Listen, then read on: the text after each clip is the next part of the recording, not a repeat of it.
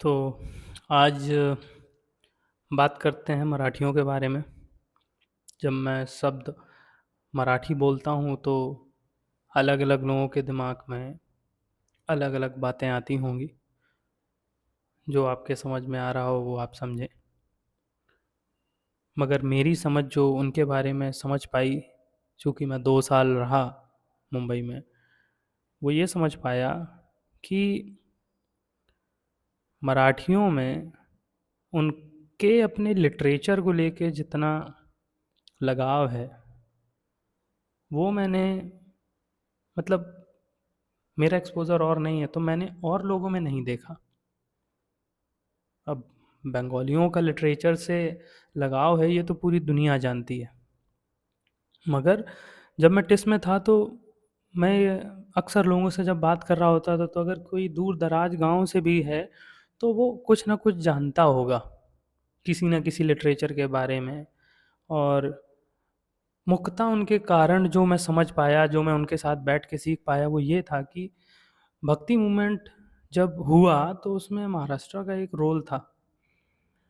उसमें बहुत सारे संतों ने अपना-अपना योगदान दिया। प्लस उसके साथ-साथ जितने भी आज़ादी के टाइम पे रिवॉल्यूशन वाले सिचुएशंस आई या क्रांतिकारी लोग हुए, बॉम्बे उसका बहुत मेन गढ़ रहा। इस वजह से वहाँ पे एजुकेटेड लोगों का हब, बिज़नेसमैन का हब होने की वजह से वो इन्फॉर्मेशन का आना-जाना बहुत ज़्यादा रहा। मगर मेजर जो चीज़ मुझे समझ में आई वो ये थी कि जैसे डॉक्टर बी आर अम्बेडकर का इन्वॉल्वमेंट एजुकेशन के रिलेटेड रहा और उन्होंने अपलिफ्ट करने के लिए जितने भी प्रयास किए उसमें एजुकेशन को एक बहुत इम्पोर्टेंट रोल दिया।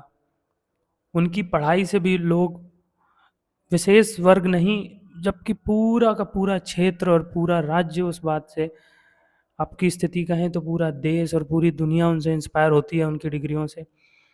या आप दलित लिटरेचर की बात करें, अन्ना भाऊ साठे की बात करें, या फिर आप लोकमान्य तिलक की बात करें, या फिर आप सावरकर की बात करें, या फिर आप और अन्य लोगों की बात करें, संत तुकाराम की बात करें, समझ रहे हैं? तो आप ये समझेंगे कि वहाँ का बिल्डिंग ब्लॉक ही ऐसा है कि वो एजुकेशन की तरफ पुश करता है।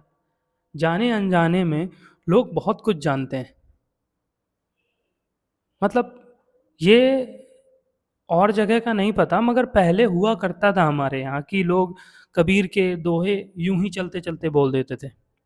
आजकल के जनरेशन को या मुझे इनफैक्ट ले लो आप, बहुत गहरा अगर कोई कबीर का दोहा है तो दिमाग में भी नहीं आएगा। उसका एक रीज़न ये है ना कि वो सुनने बंद हो गए या लोग कहने वाले अब इस दुनिया में नहीं रहे। और महाराष्ट्र में वो चलन, चाहे आप मुंबई यूनिवर्सिटी ले लें या फर्गूसन कॉलेज ले लें, ये समझ रहे हो, अभी भी इतने बड़े बड़े सेंटर्स हैं कि यहाँ पे लोग आने के बाद बात करते हैं उस बारे में। मतलब जितने मेरे मराठी दोस्त थे जब उनसे बात होती थी तो उनके रेफरेंस आते थे कि हाँ भाई इनका लिटरेचर है, उन्होंने ये लिखा है। मतलब समझ रहे हैं, बातों में कुछ ऐसी बात जोड़ देना जो बात किसी न किसी तरीके से लिटरेचर की तरफ ले जाती हो।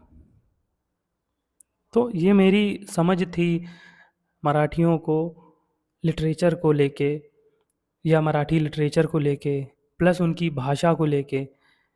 तो महाराष्ट्र की अपनी समस्याएं हैं, नो डाउट, उसमें कोई दिक्कत या दो राह नहीं है, हर राज्य की हैं।